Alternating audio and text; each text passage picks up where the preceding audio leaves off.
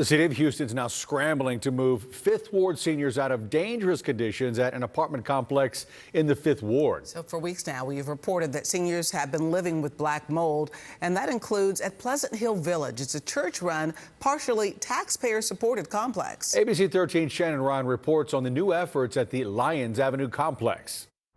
Right, this is a rent-capped property, and the pastor who runs it tells me it's simply not bringing in enough money for him to make necessary repairs, though the city has given him millions of taxpayer dollars to do just that.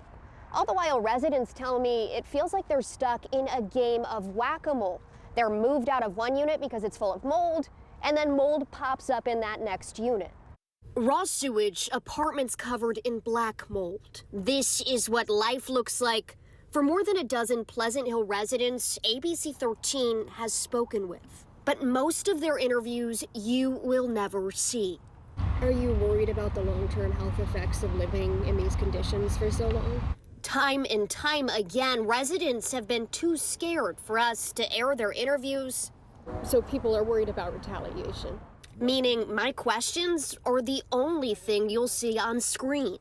We're told apartment staff and contractors have tried to intimidate tenants with tactics so bold. They scolded a resident, Curtis Cormier, for speaking with us earlier this week as our cameras were rolling. The manager said that she doesn't want y'all going up on the property up to his room. When Cormier said he didn't care, we were told our team is barred from the property. So even though we have a resident inviting us into his room, you're not allowing us That's what she's saying. to go into his home where he is paying rent. Acting as an advocate for his neighbors, Fifth Ward resident Joseph Ballard was just tapped to serve on a task force with members of the Houston Health Department and city staff looking into conditions at the complex. Everybody need to be out of that place.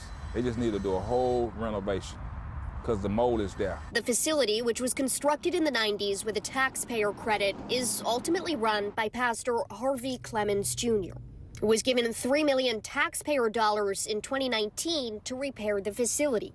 Clemens maintains he has not misspent a dollar, something city officials tell ABC 13 they're still trying to confirm.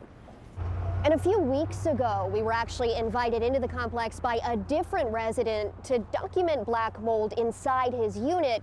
We did just that, and then a few days later, Pastor Clemens told me that resident was being evicted for failing to pay rent. I haven't heard anything since from that tenant, but community advocates tell me they are contacting tenants' rights groups. In the Fifth Ward, Shannon Ryan, ABC 13, Eyewitness News.